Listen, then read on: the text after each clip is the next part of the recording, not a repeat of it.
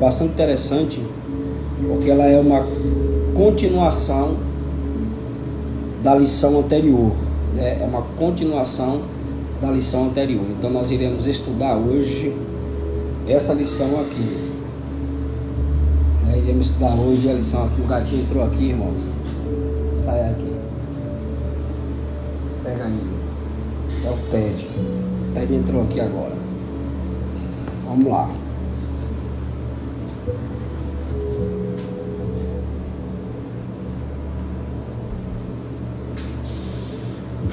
Vamos abrir nossa revista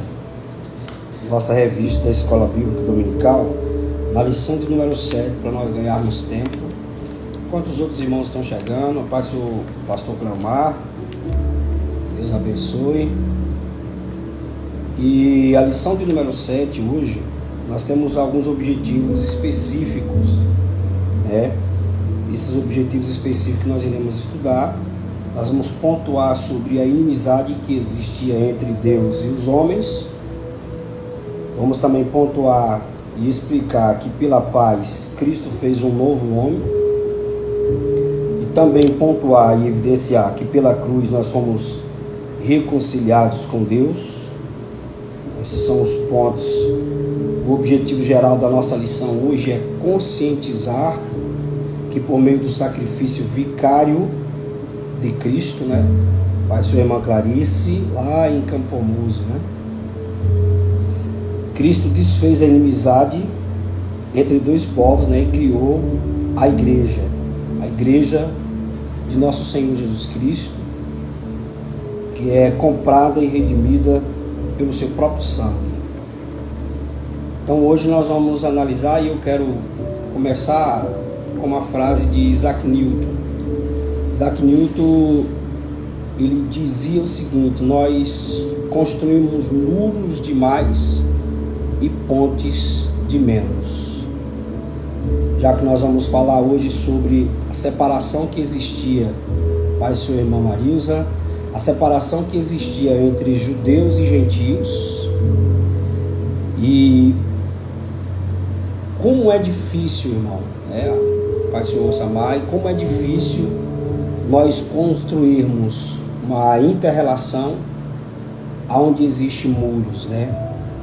A missão de paz ali da Coreia do Sul, missão de ajuda, de ajuda humanitária, ela tem a maior dificuldade de ajudar os crentes e outras pessoas ali da Coreia do Norte em virtude do muro que existe, que separa a Coreia do Norte da Coreia do Sul. Pai de sua irmã Dilma, e a dificuldade que existe entre aquelas duas nações em virtude daquele muro que os separa. Parentes que moram na Coreia do Sul não podem visitar os parentes que moram na Coreia do Norte. E pessoas que são até bem, né, têm um poder aquisitivo altíssimo, que moram na Coreia do Sul, e os seus familiares moram na Coreia do Norte em estado de miséria, eles não podem às vezes ajudar um ao outro, em virtude daquele muro que os separa. Então nós construímos cada vez mais muros, né, e menos pontes, como dizia Isaac Newton. E nós precisamos construir pontes e não muros. Bom dia, Nailma, Pai do Senhor. Então nós construímos muro, né, e nós precisamos construir pontes, pois a ponte é a inter-relação de uma nação com a outra, de um povo com o outro, e assim Deus nos abençoa. Infelizmente, as religiões de hoje, pessoas, né, preferem a paz do Senhor, negão, Deus abençoe, presbítero Adeus. Então assim, então Deus ele quer que nós construamos pontes, de vivermos interligados uns com os outros, e não distantes. Infelizmente tem pessoas que dizem assim: fulano não gosta de mim, Beltrano não gosta de mim.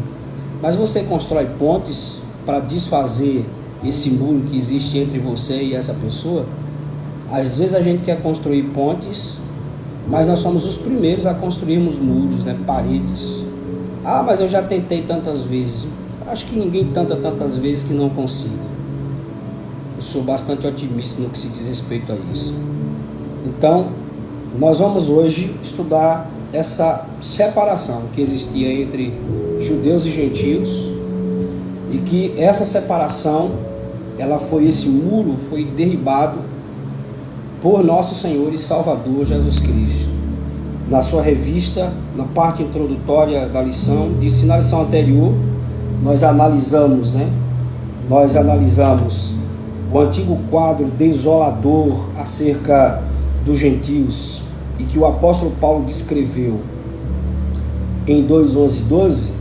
Neste nós veremos uma coisa, nós veremos que houve uma significativa mudança na sequência do capítulo 2. No versículo 13, Paulo usa a expressão adversativa, mas agora, como ele diz, mas agora, ou seja, esse mas agora para indicar que algo aconteceu e alterou a situação dos gentios. Isso explica, ele explica que essa mudança repousa na obra do Senhor Jesus Cristo. E Paulo diz que agora os que estavam longe, agora estão perto. Os que estavam longe são os judeus, Os que estavam longe eram os gentios, e os que estavam perto eram os judeus. Mas agora, por meio de Cristo, eles foram reconciliados. O primeiro tópico da sua revista, eu vou fazendo como eu sempre faço com os irmãos, a gente vai lendo e fazendo comentário dentro do texto da lição. Cristo desfez. Os irmãos estão recebendo a imagem normal aí, irmãos? Tá tudo ok? Dá um joinha aí se está tudo ok, chegando tudo ok para você aí. Amém. Então vamos lá. Então, Cristo ele desfez a inimizade entre os homens. Está aqui. O exclusivismo religioso criou inimizade entre judeus e gentios. Nesse ponto veremos o que Cristo fez para dar fim a esse litígio, esse embate que existia entre judeus e gentios. O que Cristo fez? Então nós vamos analisar aqui primeiro uma série de situações. Primeiro o primeiro tópico, subtópico, diz a parede de separação entre os homens. Trata-se de uma analogia com as muralhas do templo em Jerusalém. A estrutura da construção revela o exclusivismo religioso do judaísmo entre o santuário e o átrio dos gentios. Havia um muro de pedra com proibição de acesso aos estrangeiros. O extremismo judaico quanto a esse aspecto levou Paulo à prisão quando ele foi acusado de permitir um grego ultrapassar essa barreira. Então, preste bem atenção. Os judeus eles sempre foram uma religião exclusivista, extremamente exclusivista. Quando eles construíram o templo deles, eles colocaram ao redor do templo e ao derredor do templo muralhas, e separações, paredes que separavam os judeus daqueles que não eram judeus. Ou seja, os gentios eles não podiam participar do espaço de culto que os judeus participavam, todos juntos, porque eles eram proibidos. Existe um escrito da época que Flávio Josefo ele escreveu, isso foi esse documento, alguns documentos desses, 2 pedras foram encontradas, que nessas pedras foram encontradas no século XVIII, e nessas pedras estavam escritos qual era a condenação. Essas pedras faziam parte dos muros de Jerusalém, do templo, e elas traziam qual era a condenação para um gentio que ultrapassava os limites do templo.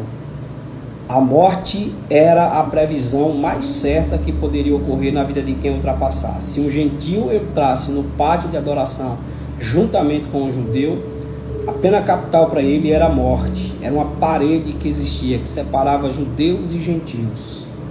Essa parede criava dificuldade de acessos, E uma vez que os gentios não podiam fazer parte ali das bênçãos que os judeus participavam, isso fazia deles um povo alienado das bênçãos de Deus. Não por culpa de Deus, mas por culpa dos próprios judeus.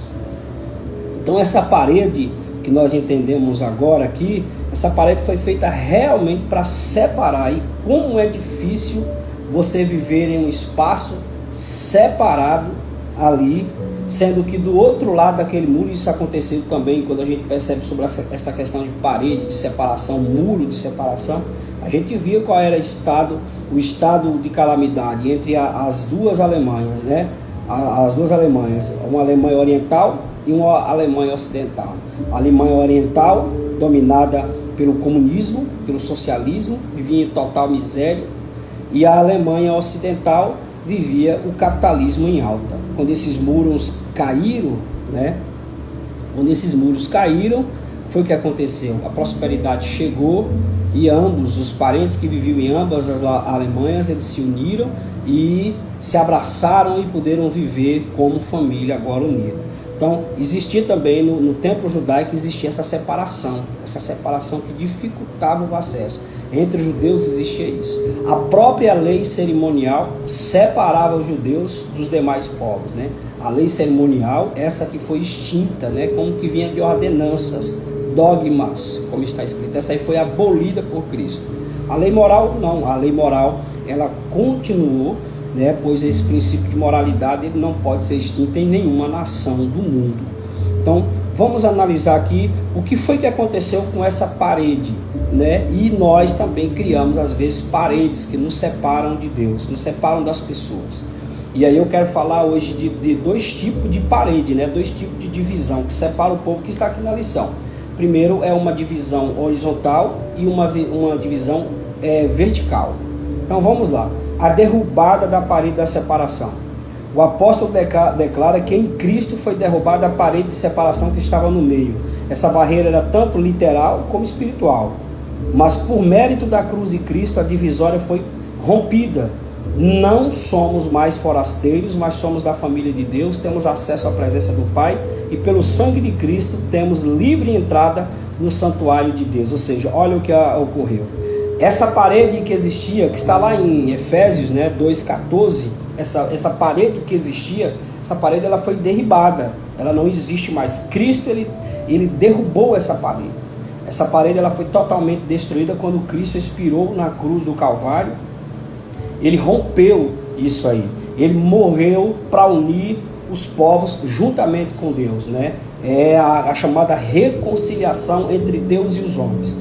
Deus não fez ambos os povos, né? Não, Deus fez um só povo por meio da igreja e foi através de nosso Senhor Jesus Cristo. Ou seja, agora na nova dispensação chamada que nós chamamos de dispensação da graça, todos formam uma só família. Todos aqueles que aceitam a Jesus como Senhor e Salvador formam uma só família. Que família é essa? Chamada igreja, né? Que é o corpo de nosso Senhor Jesus Cristo. Então essa parede da separação lá, que separava judeus e gentios. Quem eram os gentios, pastor? Todos aqueles que não faziam parte de uma das 12 tribos de Israel eram chamados de gentios, né? Gentios. E aqueles que eram chamados de judeus eram que faziam parte de uma das 12 tribos de Israel. Então viviam ambos separados por uma religião, por dogmatismos. Então esses dogmas foram derribados. O Senhor Jesus Cristo instituiu a igreja e através do vínculo agora do sangue de Jesus Cristo foi formada um novo povo, não mais separado, mas unidos pela fé em Cristo Jesus.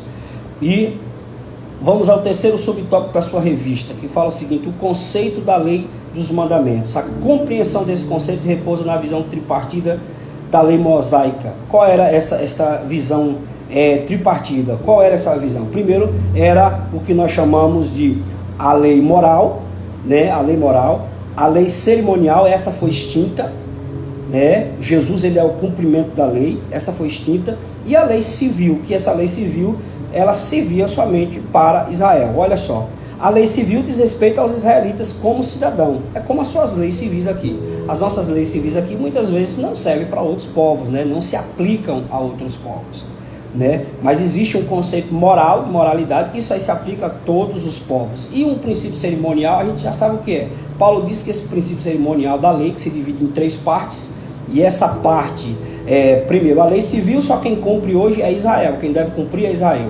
A lei moral, todo mundo deve cumprir a lei moral, não matarás, não adulterarás, não, e uma série de situações. Essa é a lei moral. Essa é a lei moral. E a lei cerimonial, essa foi extinta. Guardar sábados, não comer animais impuros, que os judeus... Essa aí era para Israel e essa daí foi extinta completamente. Nem Israel, nem mais nenhum povo do mundo deve seguir isso. Entendeu? Deve seguir essa ordem aí, porque essa lei ela foi extinta. A lei civil serve para Israel e a lei moral serve para todo mundo em todos os tempos.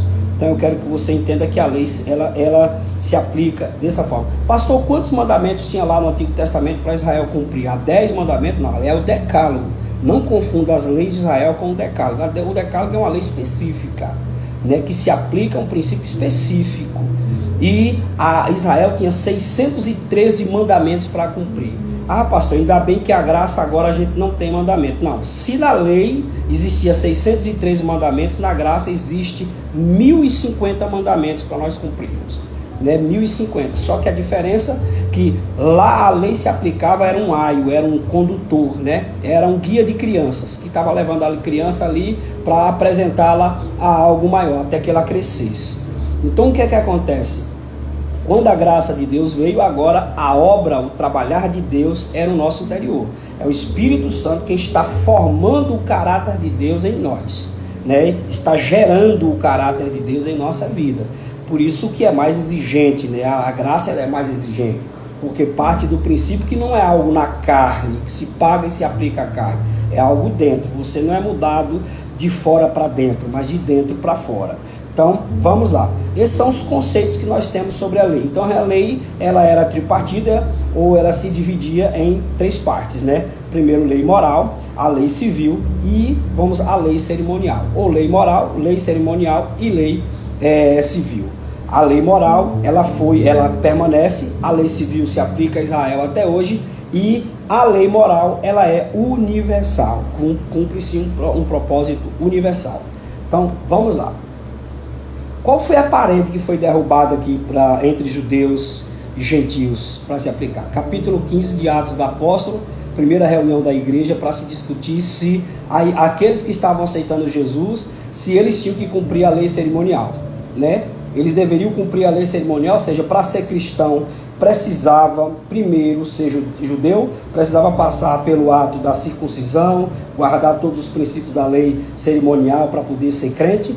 Que foi decidido na reunião, no primeiro concílio do capítulo 15, foi decidido o seguinte: não, aqueles que aceitam a Jesus, eles não precisam de forma nenhuma mais guardar princípio cerimonial. E aí a gente vê algumas igrejas hoje fazendo isso, mas cada um segue. Vamos lá. E a revogação da lei dos mandamentos? A eliminação, está lá no 4º tópico, a eliminação das barreiras que dividiam judeus e gentios se deu pela revogação da lei, ou seja, a extinção disso. Né? Foi a extinção, a derrocada disso aí. A lei dos mandamentos que consistia em ordenanças, né? Essa revelação não contradiz o que Jesus disse: não vim para revogar, mas para cumprir. Por quê que Jesus disse isso? Paulo está dizendo que que houve uma revogação da lei cerimonial.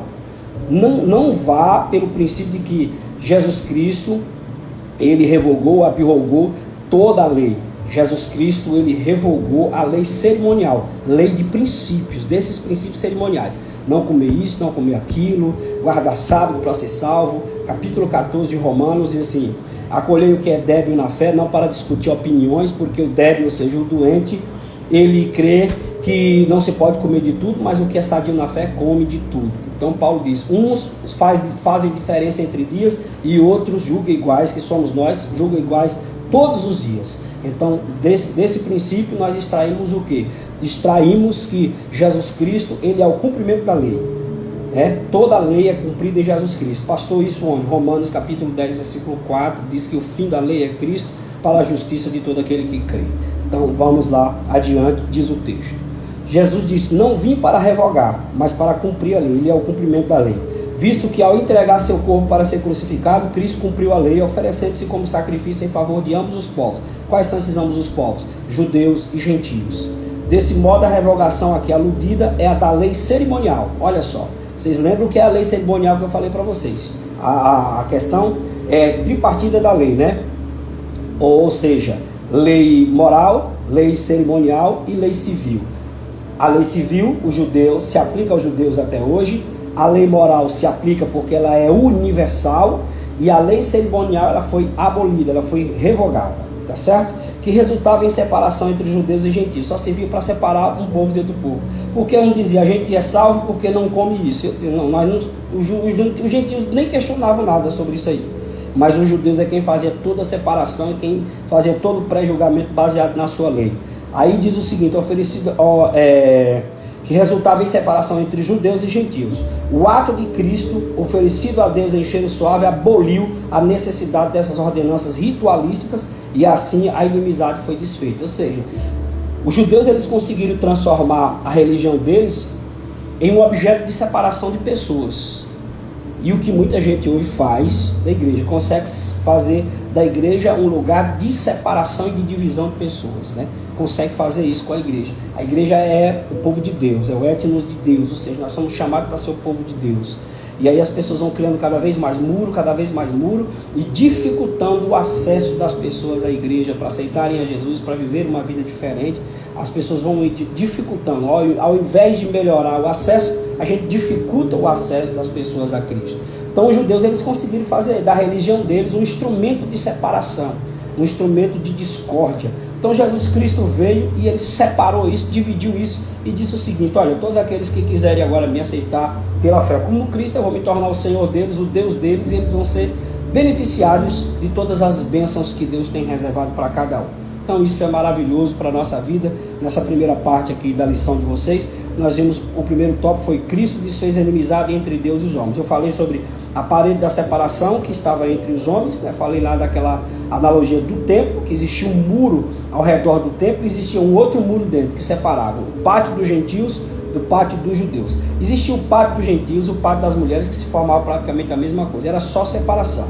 Nessa parte nós estudamos sobre a derrubada dessa parede, que foi tirada, qual era o conceito da lei dos mandamentos que Paulo fala. Que conceito é esse? Dos dogmas, né?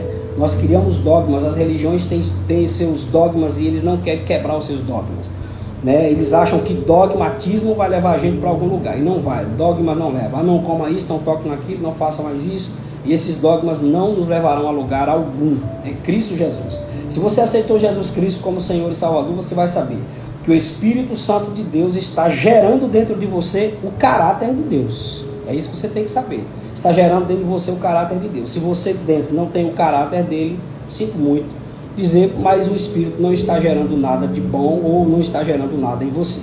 Vamos lá. Então, o segundo tópico da nossa revista fala sobre pela paz, né? Cristo fez um novo homem. E aí nós vamos entender que Paulo diz que Cristo ele é a nossa paz. E essa paz aqui ela é muito abrangente, né? Muito abrangente, como diz R.M. Champ, ele fala sobre isso aí, que essa paz ela é bastante abrangente, ela tem vários conceitos dessa paz aí dentro. Vamos lá.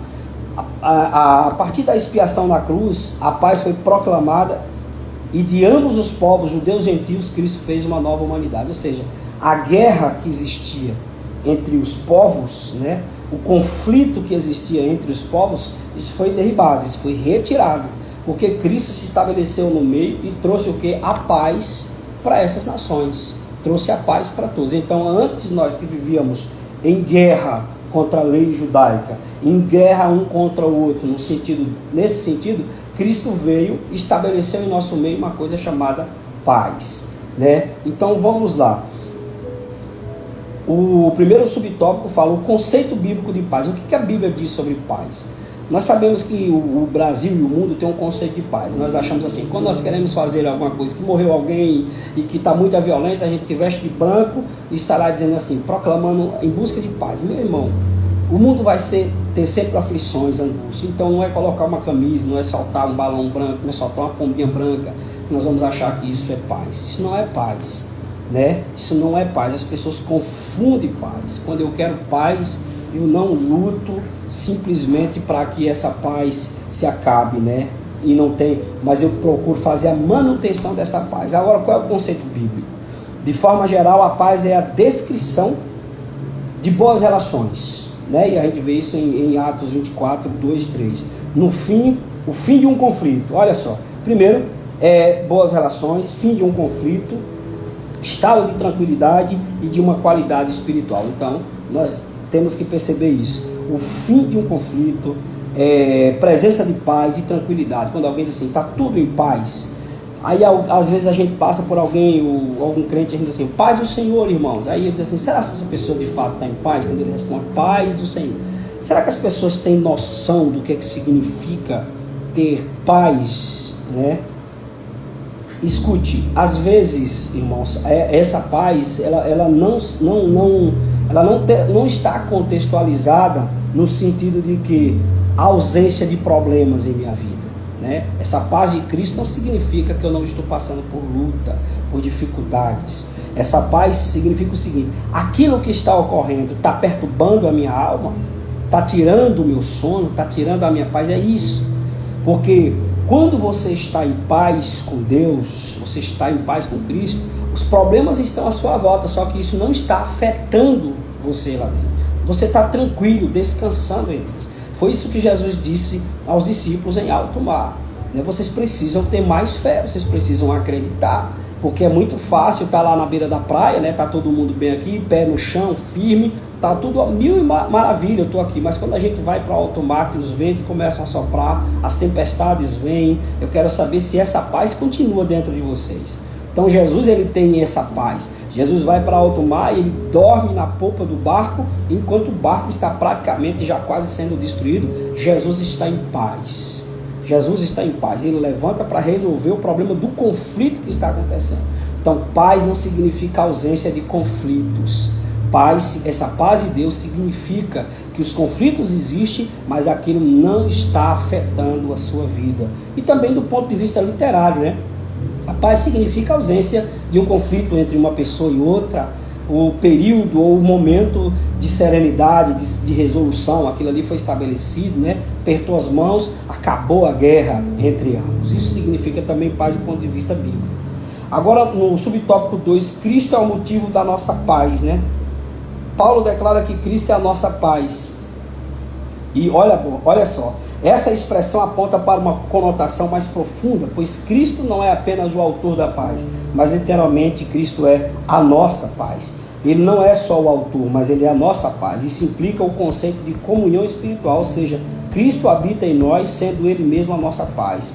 Desse modo, essa paz repousa na igreja, entre o crente e Deus, e entre judeus e gentios, agora único povo em Cristo. Ou seja, qual é esse único povo? É a igreja de nosso Senhor Jesus Cristo. Jesus, ele é a nossa paz.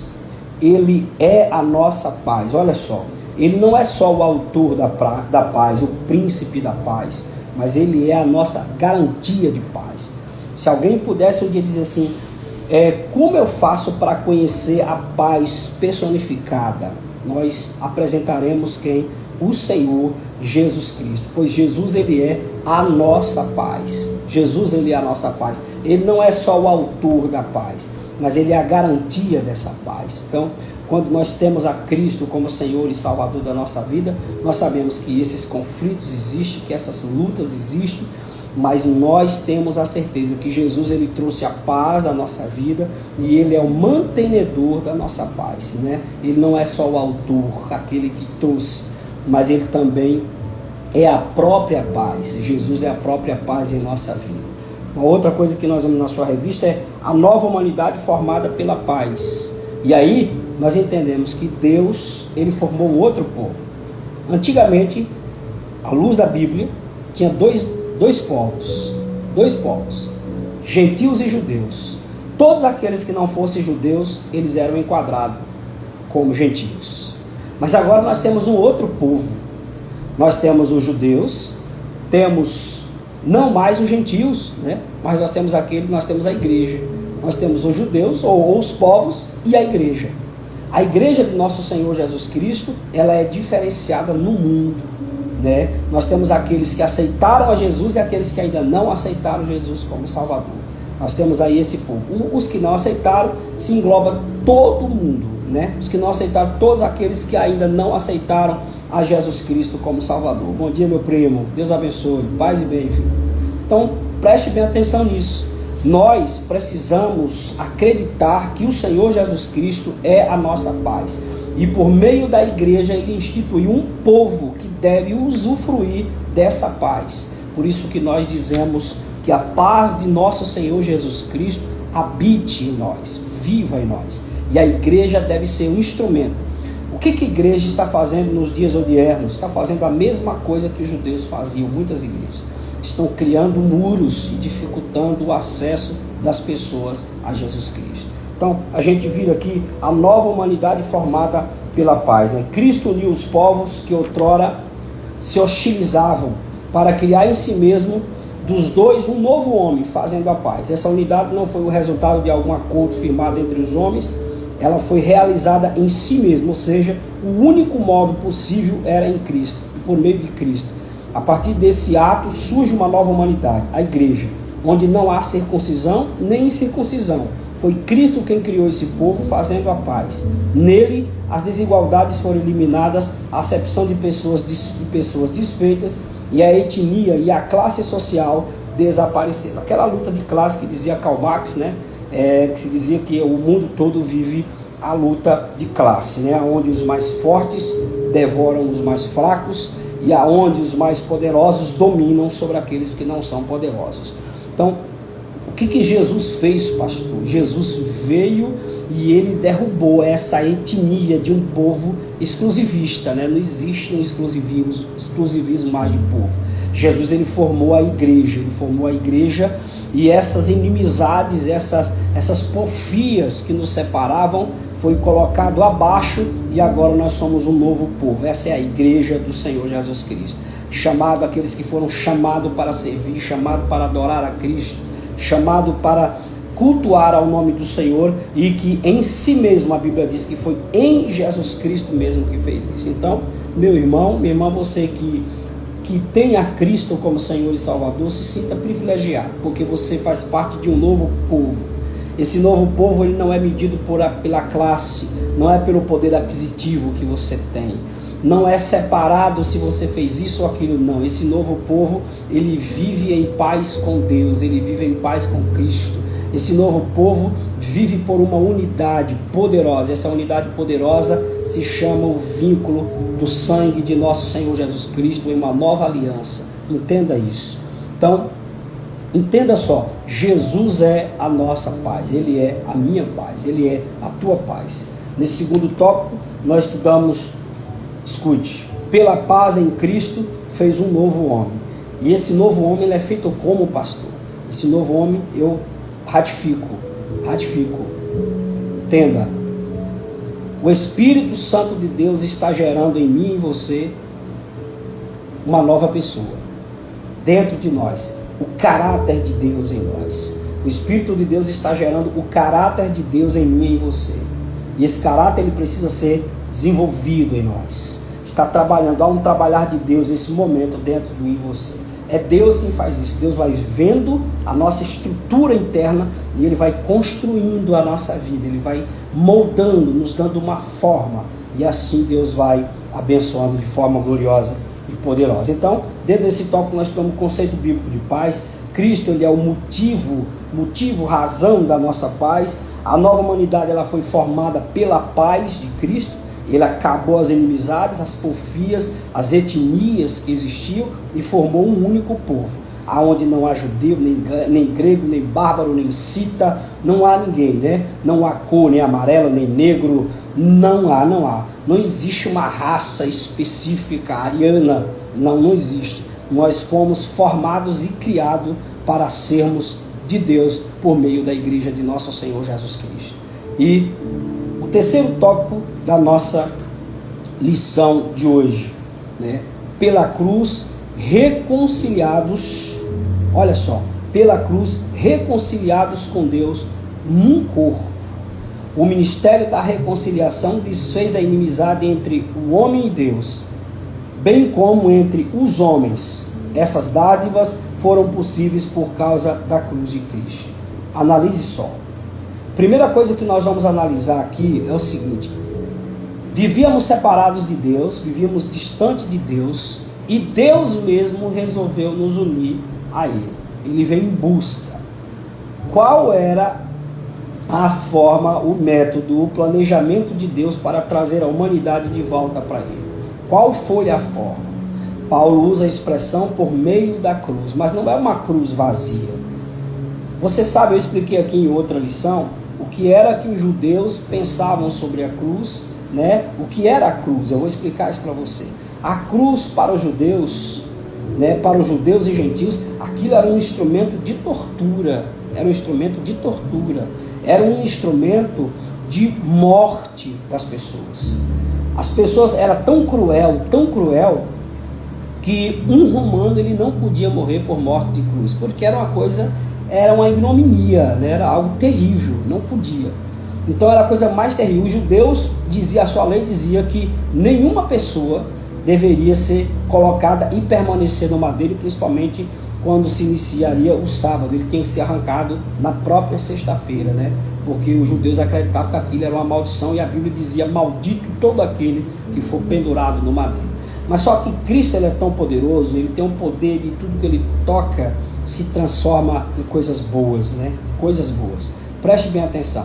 Então, por meio da cruz, ou seja, a mensagem, não é a cruz, a madeira em si, mas a mensagem que foi pregada a partir da cruz, trouxe o quê? A reconciliação.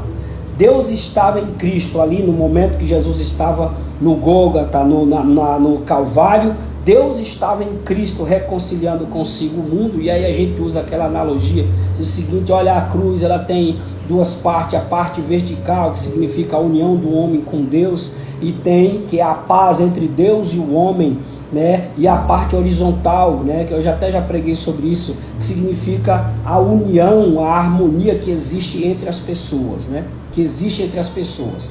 Então preste bem atenção nisso. Nós somos chamados para vivermos uma nova paz em Cristo Jesus.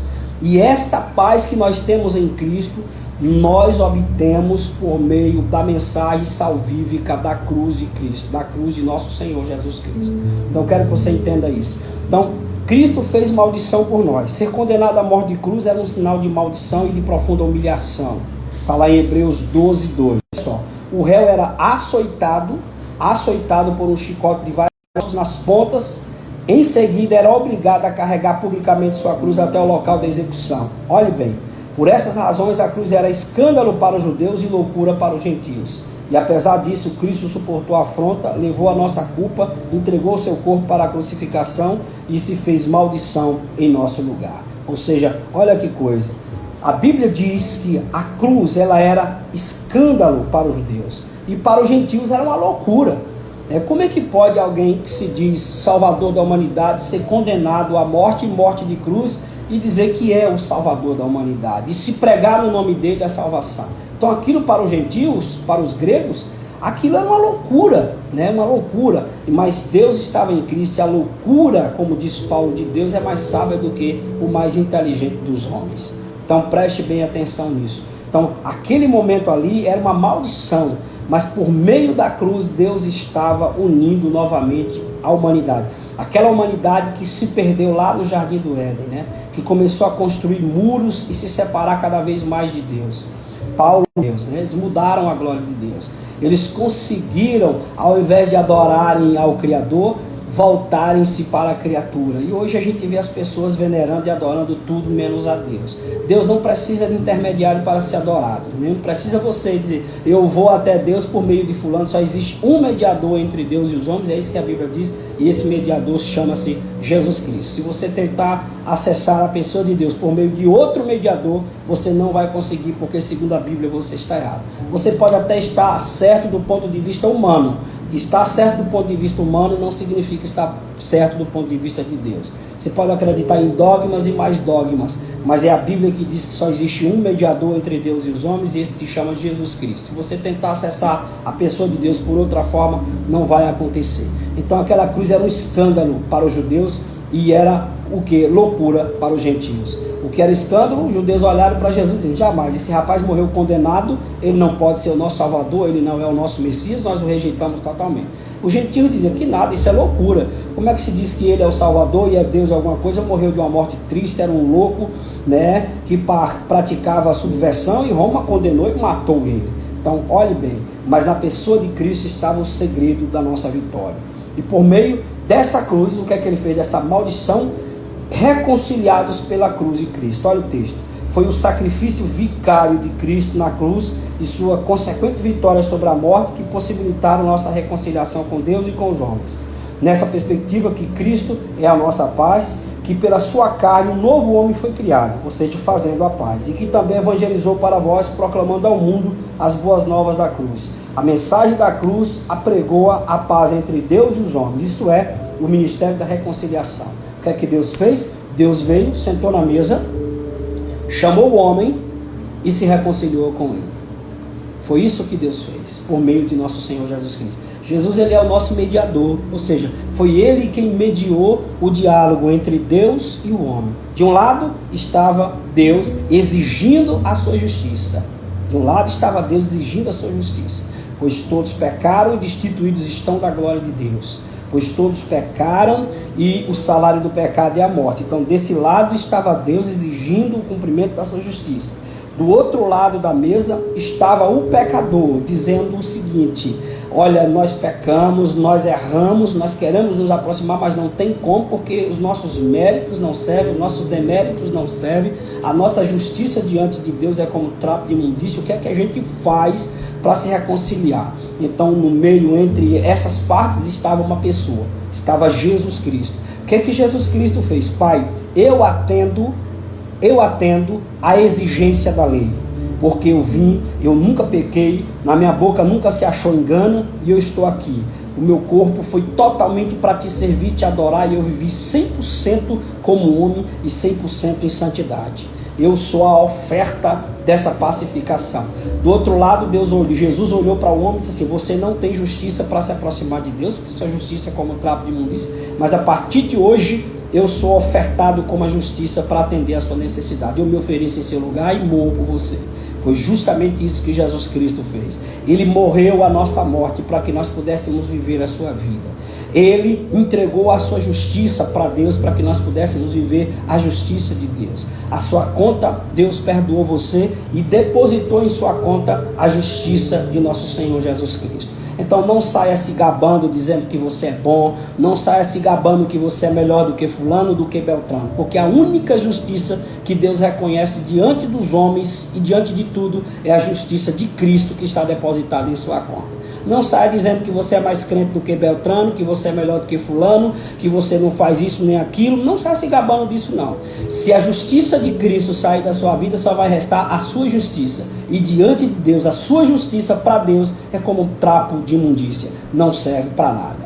Então preste bem atenção nisso, antes de você sair criando muros, antes de você sair criando aí barreiras e dizendo: é porque eu sou bom nisso, porque eu faço melhor do que fulano, porque eu sou melhor do que Beltrano. Não existe. A gente sabe que tem um bocado de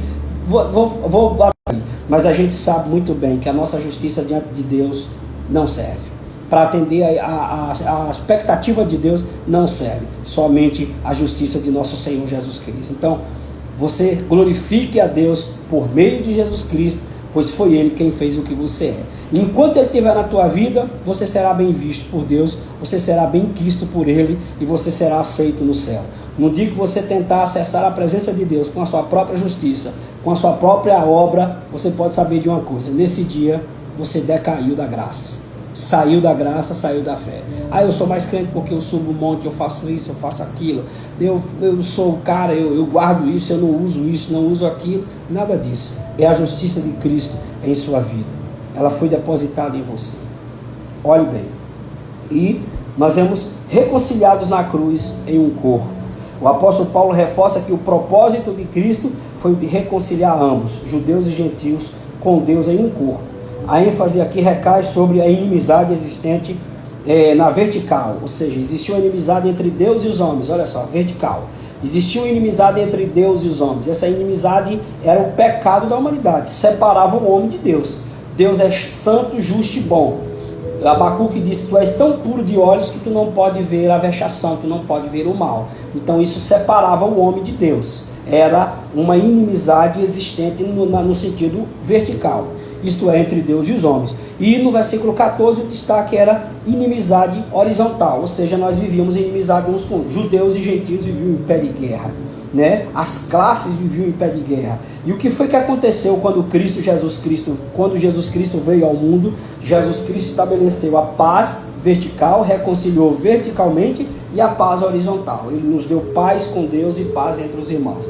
Nós chegarmos e dizermos o seguinte: olha, você é meu irmão em Cristo, as barreiras foram derribadas, aquele muro que nos separava foi jogado por terra e hoje nós somos um único povo. Que povo é esse, pastor?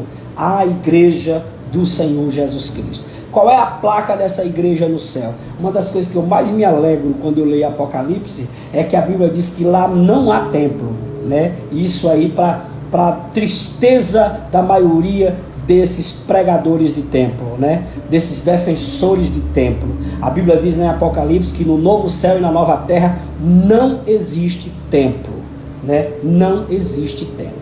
Então, para tristeza de muitos, isso é o que acontece, não existe templo. Uma coisa que eu quero dizer para você: se a igreja aqui fosse a igreja verdadeira, a igreja de Cristo, ela fosse ter uma placa, na frente dela só ia constar um nome: casa de oração. Nós criamos nomes porque precisamos registrar isso, né? Precisamos dar uma identidade à igreja, uma identidade necessita de organização, então ela precisa de um CNPJ, precisa de alvará, precisa de tudo isso aí, porque senão ela funciona irregularmente. Vamos lá, quer dizer entre judeus e gentios, de forma que a reconciliação deve ser duplamente compreendida. As duas inimizades foram desfeitas quando Cristo levou nossos pecados no madeiro. A ira de Deus, que por causa dos pecados estava sobre nós, foi cravada na cruz. Assim a reconciliação foi concretizada pela cruz, gerando um novo povo num único corpo, a família de Deus, a igreja de Cristo. Então, por meio de Jesus, foi criado um único povo. Olha que coisa tremenda.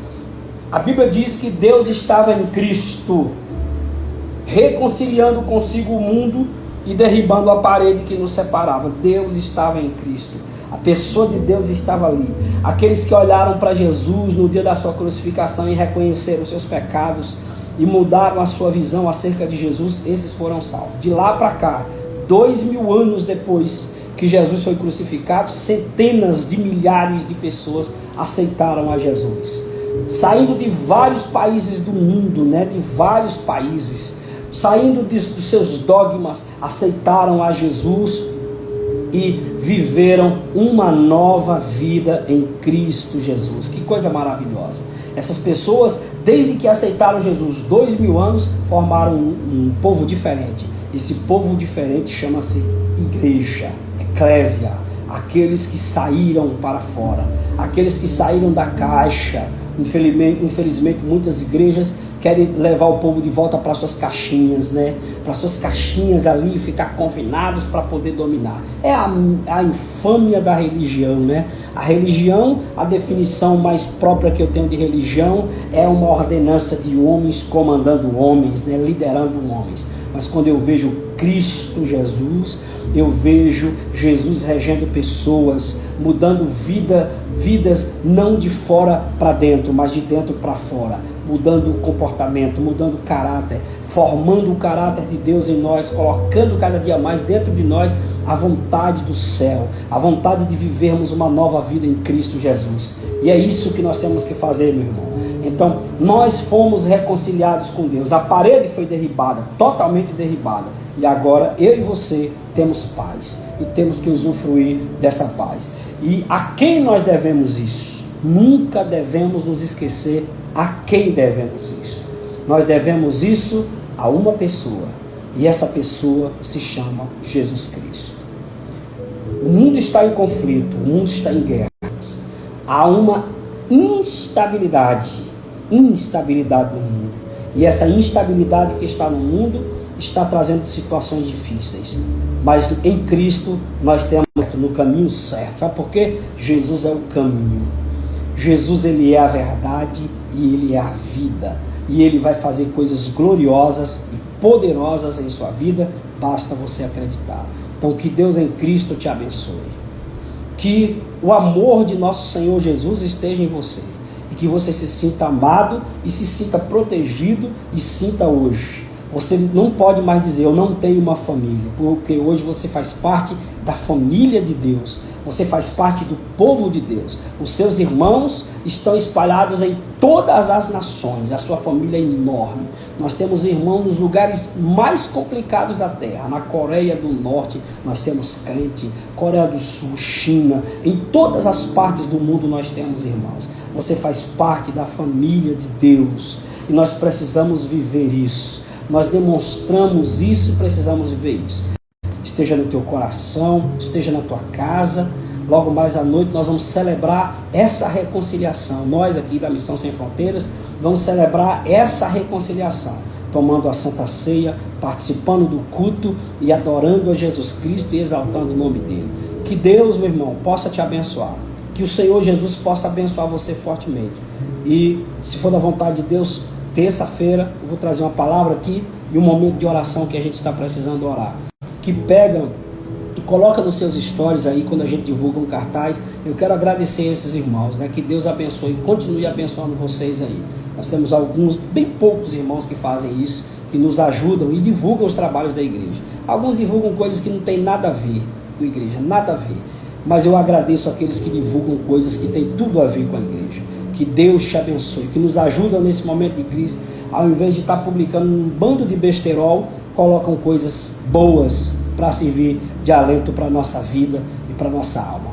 Deus te abençoe, que a paz de Cristo esteja em você. Logo mais às 18 horas estaremos ali. Divulgue, Deus te abençoe. Terça-feira nós estaremos aí, se Deus quiser, com a live.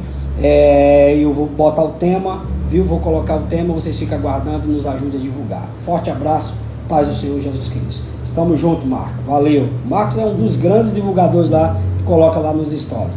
Deus abençoe poderosamente Marcos, Cristiano e outros irmãos, José Antônio. Deus abençoe fortemente a todos os irmãos que divulgam, Luciano, todos que colocam lá no Instagram, que colocam no WhatsApp. Deus abençoe vocês. Forte abraço, paz de Cristo, em nome de Jesus.